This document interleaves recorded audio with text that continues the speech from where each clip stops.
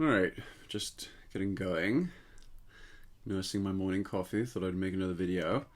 I thought I'd make a sort of follow-up to the excuse me, my brain is still warming up as well.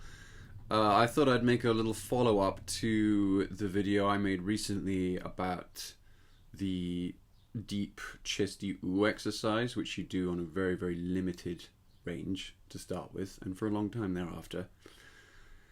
But it's fascinating to play with an exercise like that and to notice what it does to your voice in total.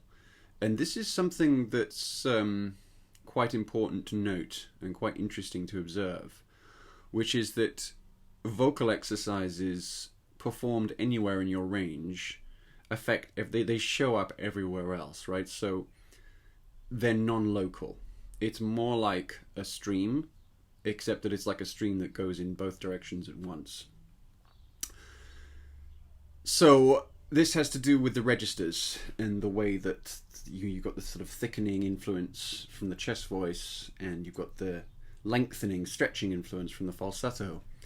And so if I go, ooh, by the way, I haven't warmed up, so you're getting the slightly groggy morning voice here, but that's fine. It's all like, I don't mean to sort of proffer that as an excuse for any kind of glitches that I might come out with, because actually the stronger your voice gets, the more confident you can be about it right from the get-go, right? So whilst warming up, I'm tangenting a little bit now, but whilst warming up is important and continues to be important, the stronger you get, the more you can get away with not warming up. I don't recommend it, but it's a reality that as your baseline of strength improves, you're not like hanging on to the warming up process with the same kind of desperation. You don't have to constantly warm up and cool down and everything. Like, your voice just gets more stable and more reliable, right? Anyway, back to the road. If I go, good way to the way I tend to warm up my voice in the morning is to do a bit of falsetto to get that stretching function going, which makes the behavior of the chest a little bit it kind of puts it in a better place.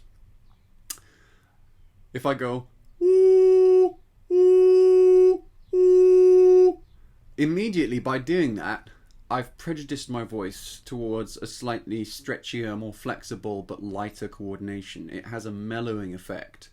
And when put in balance against the kind of bulking effect, let's say, of the chest voice, that's a good thing. If you do the falsetto to excess, for example, and you don't work the heavy mechanism as well, it'll pull your voice out of balance in that direction. Now, the same is true of working just the heavy mechanism without some of this whoo kind of stuff going on as well. Your voice will become very, very heavy and potentially rather tight. So you need to try and keep these things in balance. So, ooh, ooh, ooh, that's going to make my speaking voice, for example, more mellow, more elastic. Conversely, if I do some chest voice, I'm going to go straight into what I was doing in the other video, right? So if I go, ooh,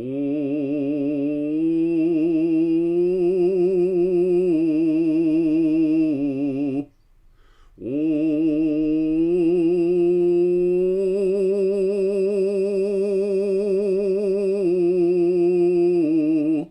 it's very hard work, it's very physical. And I'm kind of looking to almost coax from my larynx itself that nice buzzing quality. It's not just the larynx, of course, it's the way that you filter the sound as well. So sometimes when you see the cogs working, my eyes moving around, it's like, what little adjustment can I make to try and bring that out, that resonance out even more? So let's say you're doing these big ooh kind of operatic ooh heavy chest exercises. Now I've only done so far in this demonstration, this has been the extent of my morning warm-up so far, right? I've only done a few very, very low notes in chest voice on the oo, and a little bit of falsetto, as you've seen. Now, let's say I go to all the way, I jump all the way. I don't recommend, this is, you know, don't try this at home, kids, kind of thing, but this is a bit more advanced. But if I, assuming my guitar is in tune, yeah, there we go, okay.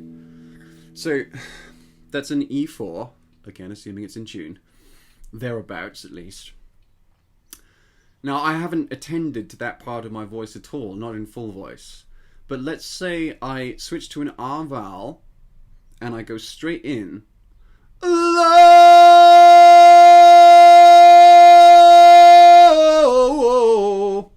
So immediately, my belt voice is just there. It just shows up. And it shows up because I've already kind of prepped the landing. I've already sort of pumped the voice up a little bit with these ooh on just the low notes.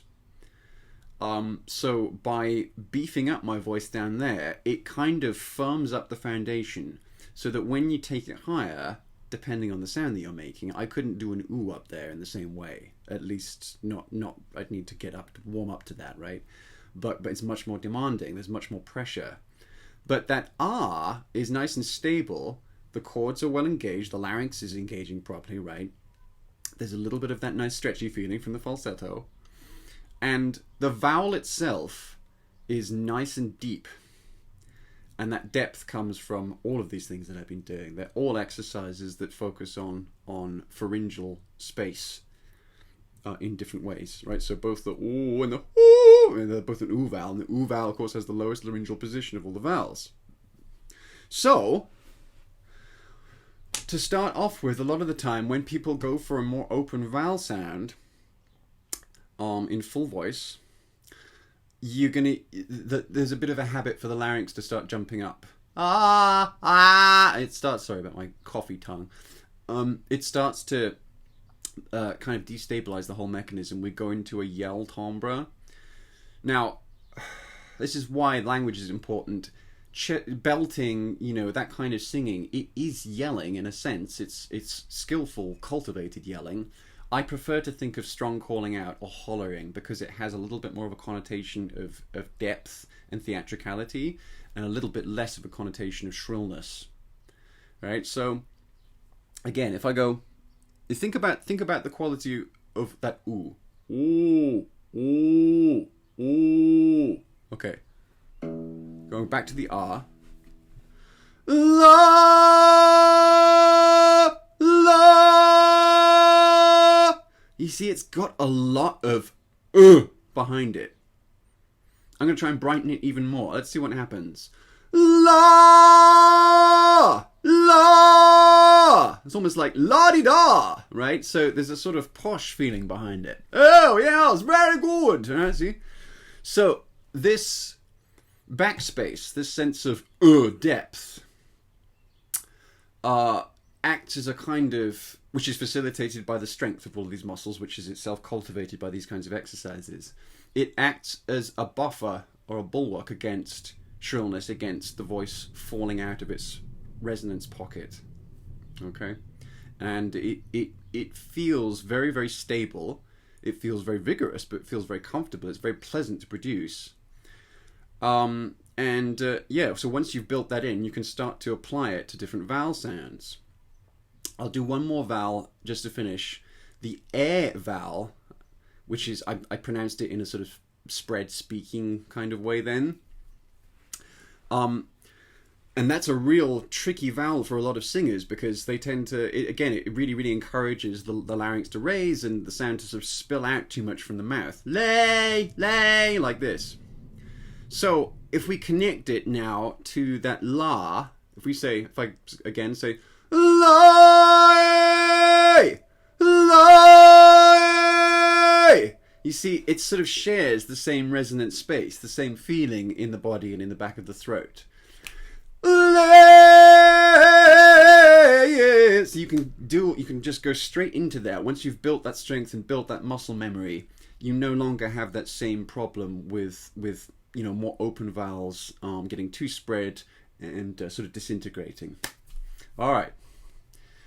Hope that was helpful. See you next time.